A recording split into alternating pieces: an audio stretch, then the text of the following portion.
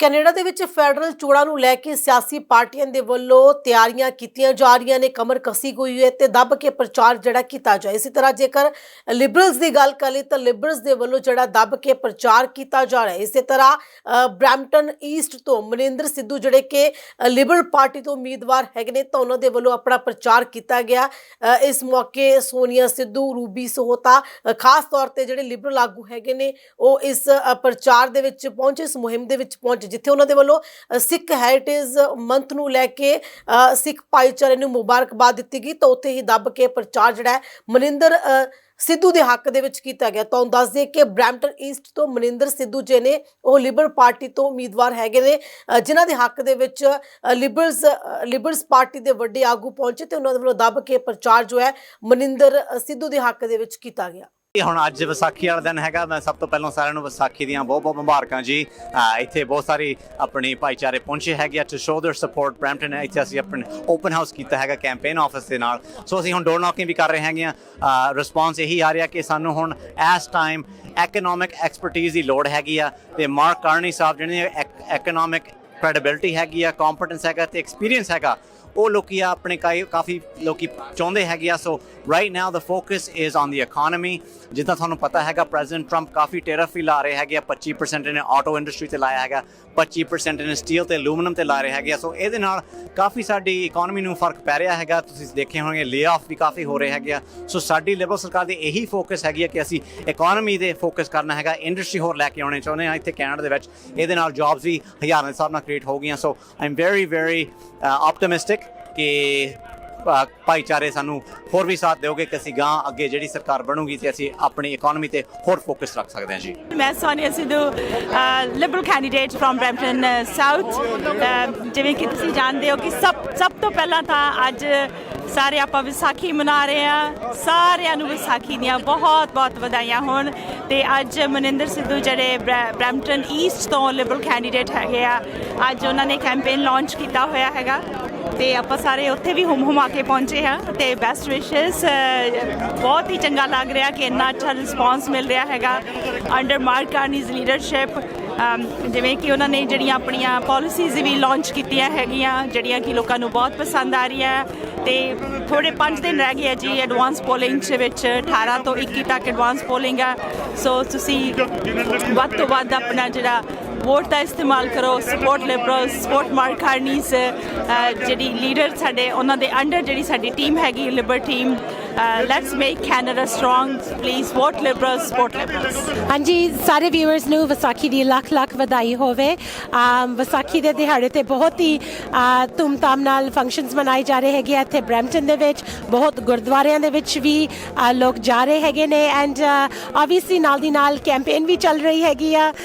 ਸੋ ਜੋ federal election campaign ਹੈਗੀ ਆ, ਅੱਜ ਮਨਿੰਦਰ ਸਿੱਧੂ ਜੋ ਬ੍ਰੈਂਪਟਨ ਈਸਟ ਦੇ ਕੈਂਡੀਡੇਟ ਹੈਗੇ ਨੇ ਐਂਡ ਮੈਂਬਰ ਆਫ ਪਾਰਲੀਮੈਂਟ, ਉਹਨਾਂ ਦੇ ਵਿਨਿਓ ਇੱਕ ਗੈਦਰਿੰਗ ਕਰਾਈ ਗਈ ਹੈਗੀ ਆ ਕੈਂਪੇਨ ਲਾਂਚ ਐਂਡ ਬਹੁਤ ਹੀ ਲੋਕ ਆਏ ਹੈਗੇ ਨੇ। I would say that on this election on April 28th, make sure you vote Liberal, you vote for creating the fastest growing economy in the G7.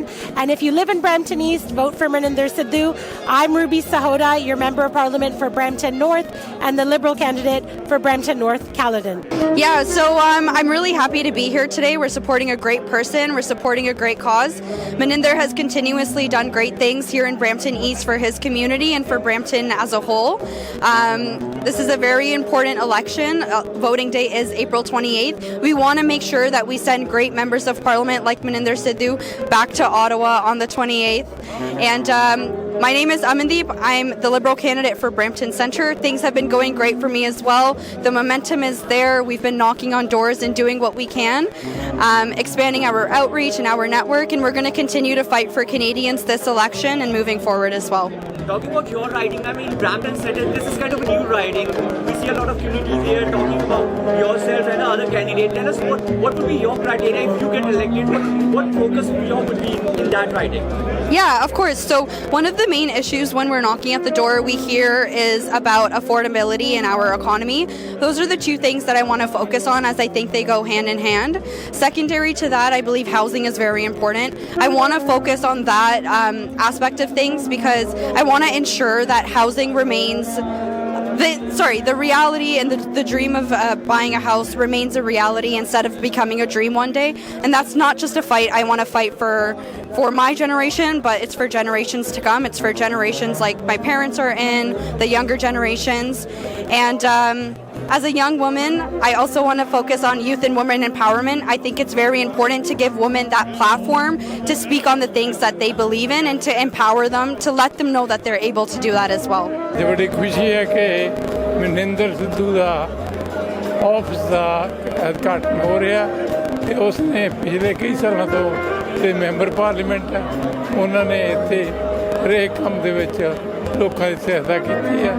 ਮੈਂ ਸਮਝਦਾ ਕਿ ਸਾਰਿਆਂ ਨੂੰ ਬੇਨਤੀ ਹੈ ਤੁਸੀਂ ਸਾਰੇ ਲਿਬਰਲ ਨੂੰ ਵੋਟ ਪਾਓ, ਜਿੰਨੇ ਵੀ ਮੈਂਬਰ ਪਾਰਲੀਮੈਂਟ ਇੱਥੇ ਖੜੇ ਖੜੇ ਉਹ ਬਣ ਸਕਣ ਤਾਂ ਕਿ ਲਿਬਰਲ ਦੀ ਮੇਜੋਰਟੀ ਸਰਕਾਰ ਬਣ ਸਕੇ। ਮੇਜੋਰਟੀ ਦੇ ਨਾਲ ਇਹ ਹੈ ਕਿ ਕੰਮ ਕਰਨੇ ਸੌਖੇ ਆ, ਬਹੁਤ ਸਾਰੇ ਕੰਮ ਪੂਰੇ ਪਏ ਆ ਜਿਹੜੇ ਕਿ ਲਿਬਰਲ ਸਰਕਾਰ ਕਰੇਗੀ ਜਦੋਂ ਇਹ ਸਰਕਾਰ ਬਣੇਗੀ। ਪਰ ਮੇਰੀ ਬੇਨਤੀ ਤੁਹਾਨੂੰ ਸਭ ਨੂੰ ਕਿ ਤੁਸੀਂ ਆਪਣਾ ਇਕੱਠੇ ਹੋ ਕੇ ਸਾਰੇ ਇਹਨਾਂ ਲਿਬਰਲ ਕੈਂਡੀਡੇਟ ਜਿੰਨੇ ਵੀ ਹੈ ਜਿੱਥੇ ਖੜੇ ਆ ਸਾਰਿਆਂ ਦੀ ਮਦਦ ਕਰੋ ਤਾਂ ਕਿ ਲਿਬਰਲ ਸਰਕਾਰ ਬਣ ਸਕੇ, ਮੇਜੋਰਟੀ ਸਰਕਾਰ ਬਣ ਸਕੇ। ਮੇਜੋਰਟੀ ਸਰਕਾਰ ਦੇ ਨਾਲ ਬਹੁਤ ਫਾਇਦਾ ਹੁੰਦਾ ਸਾਡੇ ਲੋਕਾਂ ਨੂੰ ਅਤੇ ਸਾਰੇ ਹਲਕਿਆਂ ਦੇ ਵਿੱਚ ਲਿਬਰਲ ਸਰਕਾਰ ਦੇ ਜਿਹੜੇ ਮੈਂਬਰ ਪਾਰਲੀਮੈਂਟ ਅੱਗੇ ਜਾ ਕੇ ਆਪਣੇ ਪ੍ਰਾਈਮ ਮਿਨਿਸਟਰ ਦਾ ਹੱਥ ਹੋਰ ਮਜ਼ਬੂਤ ਕਰ ਸਕਦੇ ਆ। Hello, hi everyone. This is Mohammad Aziz Ahmed. Actually, I am working for our Bangladeshi bigger community in Brampton. The organization name is BBCS, Brampton Bangladeshi Community Service. We are engaging our community since like last 10 years, and we are always very close to the this all organization, especially for the liberal candidates, and we are working for this all liberal candidates in Brampton, in Brampton, whoever working in the Brampton. So. For being in a Bangladeshi community as a president, definitely I am always very close to them, and then we always engage our whole community people to come and vote. And definitely at this moment we are looking for someone, especially for Mark Carney, who are going to be make the Canada great again. And we know that the current situation between our south of US, especially the person who over there, they are trying to make us some kind of noise. He is trying to make sure that that our Canada is going to be a 55. It's really a joke for being an independent sovereign country of Canada. So we all together want to make sure that definitely we are an independent country, and then we will make our country great again.